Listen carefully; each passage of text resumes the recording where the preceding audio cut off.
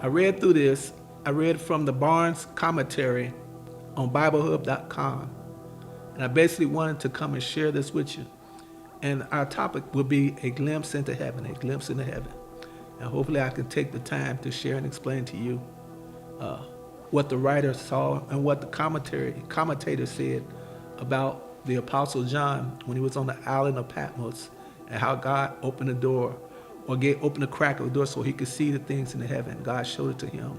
He had this great vision of the things in heaven. And he wasn't told to interpret the things. He was just told to record or write down the things. And oftentimes, people want, well, he meant this, he meant that. I'm of this opinion with that. God, when he told me to read over it, he said, I'll show you what I need to show you when I need to show you. But I need you to read so you will know that it's there, that you can have a glimpse into heaven and see this heaven that everybody's talking about is real, is live, and it's coming.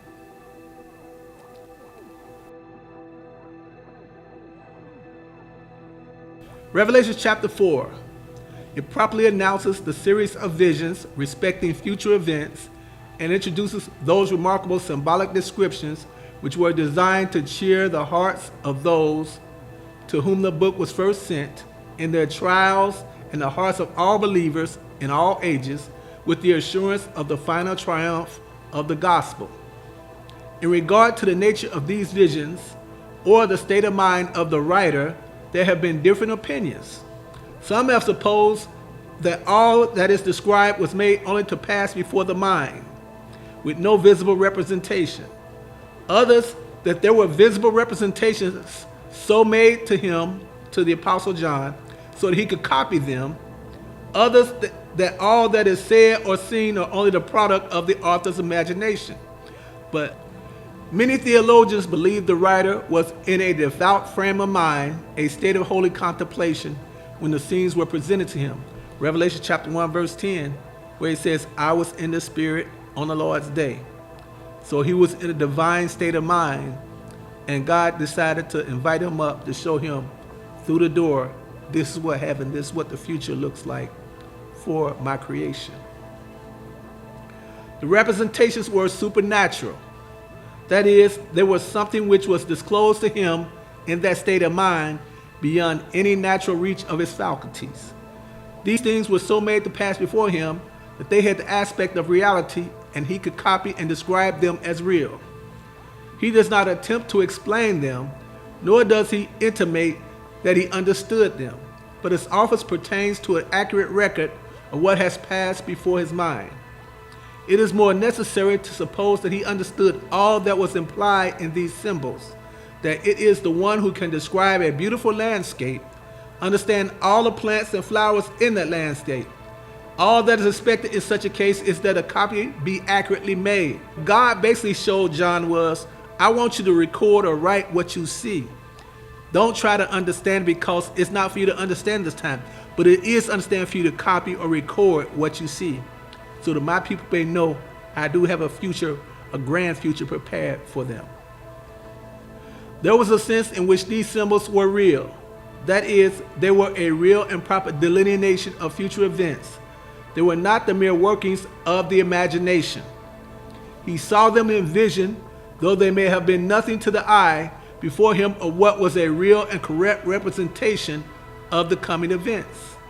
John is permitted to look into heaven and to have a view of the throne and of the worship celebrated there. A door opening is made into heaven so that he, as it were, looks through this hollow above and see what is beyond.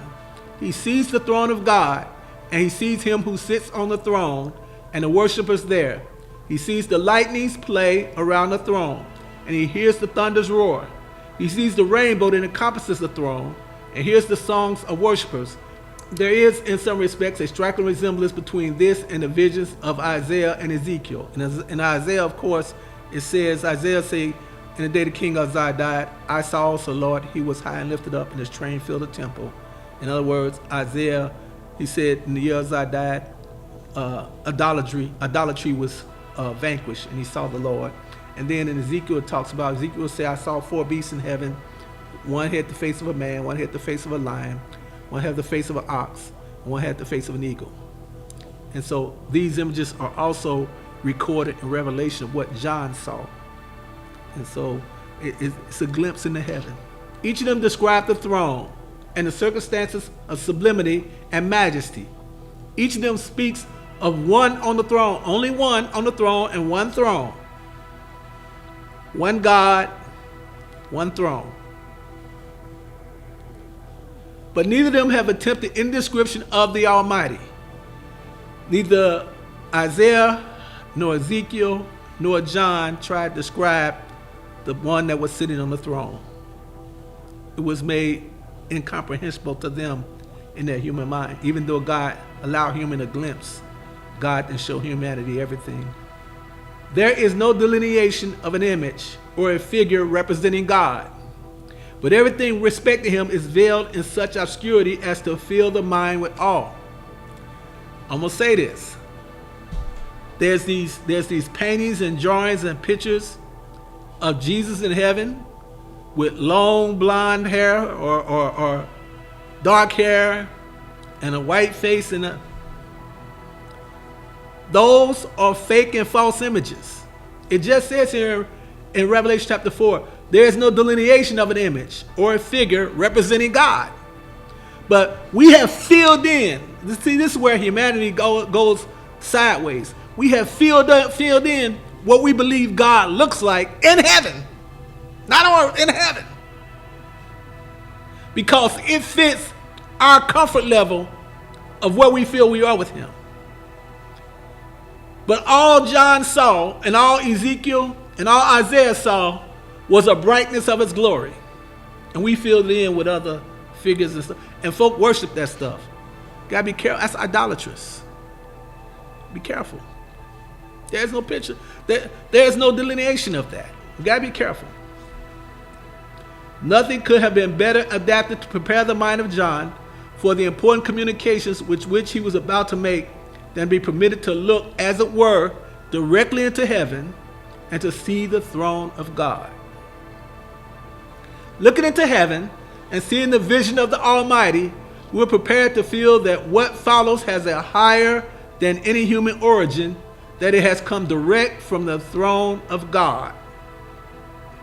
It begins in heaven, as seen by the exile on Patmos. It terminates in heaven when all enemies of the church are subdued and the redeemed reign in triumphant glory.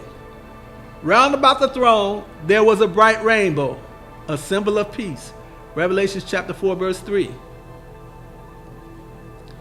The rainbow don't represent pride. It represents peace. Around the throne are gathered elders of the church, having their heads crowned of gold, symbols of the ultimate triumph of the church. Revelation chapter 4 verse 4.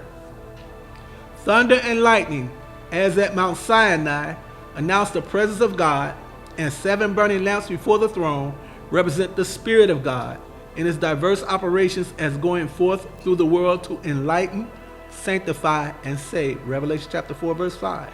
Before the throne there is a transparent pavement as of crystal spread out like a sea, embalmed of calmness, majesty, peace, and wide dominion. The throne is supported by 4 living creatures, full of eyes, emblems of the all-seeing power of him that sits upon the throne and of his ever-watchful providence. Revelation chapter 4 verse 6. All these creatures pay ceaseless homage to God, whose throne they are represented as supporting, emblematic of the fact that all the operations of the divine government do, in fact, promote God's glory and, as it were, render him praise.